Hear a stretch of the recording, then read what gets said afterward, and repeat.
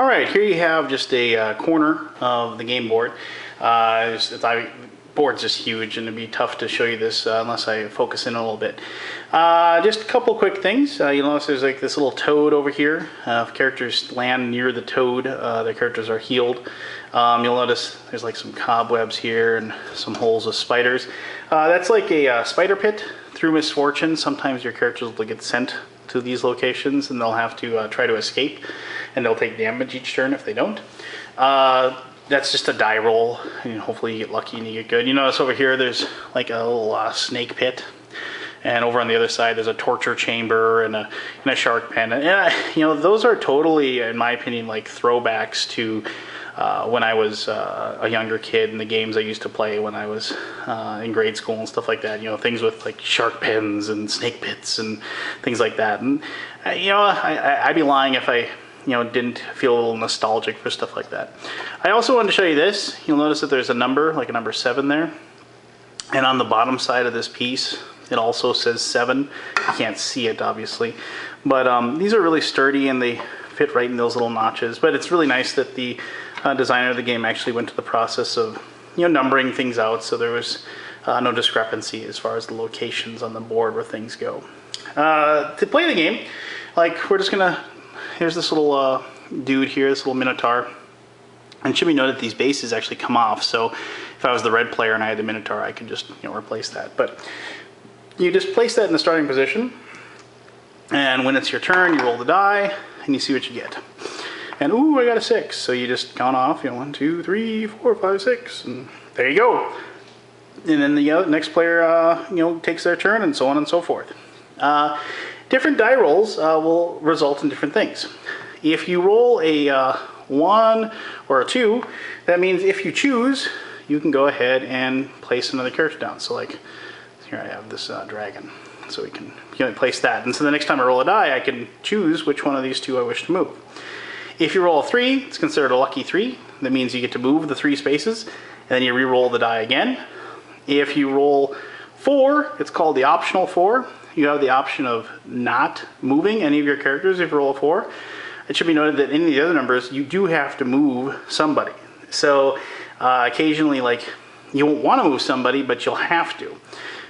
You can move backwards around the board, but remember, you can never pass by the line of your starting.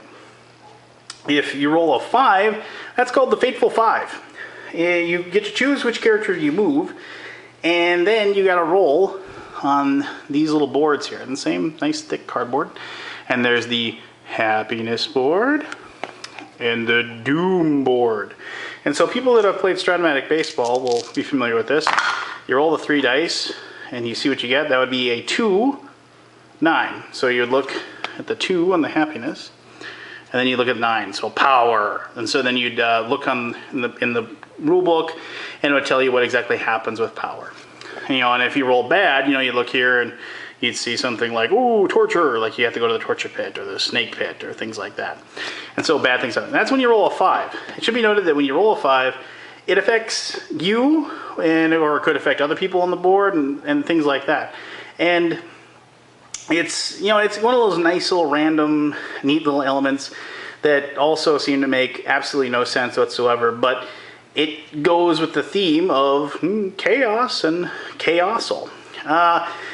You move around the board. You'll notice, like here, I mean, normally I wouldn't be able to do this because of the fact that it's yellow and I can't cross this, but you'll see that there's a jump here. You do move from this space to this space.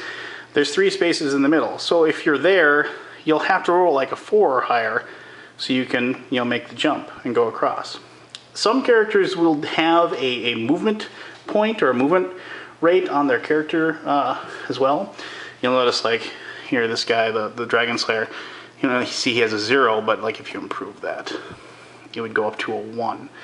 And if it goes up to a 1, that means that he has the option of moving an extra space when you roll. So, if you were here and this was that character and you rolled a 3, you'd have the option of moving an extra 1, and you could make it. And so that's the game. I mean, you make it around, random things happen until you try to make it all the way around. In this case, you make it back here and you make it up here, and you start to fight the castle. To fight the castle, you basically, here's a the castle, and here's the hit points, the hundreds and tens and ones, and you roll your attack and you see how much damage you do and you reduce the damage. And as soon as the castle is down to 0 hit points, you can enter it. Notice that you could actually have 999 hit points for the castle. I don't know who would do that. That would be a fairly epic game and a very long one as well, but I guess the option's available to you. If two characters of opposing forces, so let's say green came around the other way and they're ruining there, and this guy ends up here next to him, or wherever.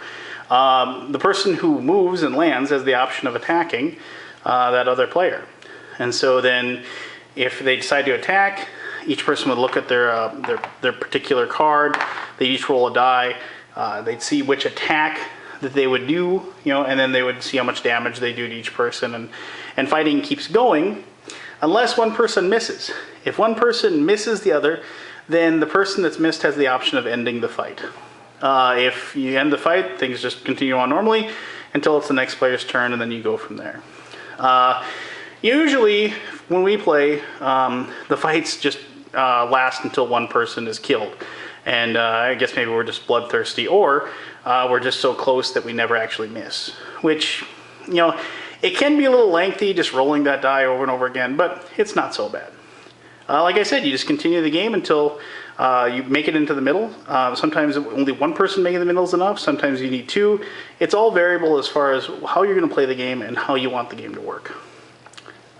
That's how you play Chasotle. Let me tell you exactly what I think of the game, and maybe I can tell you whether or not it would be a good fit for you and your group.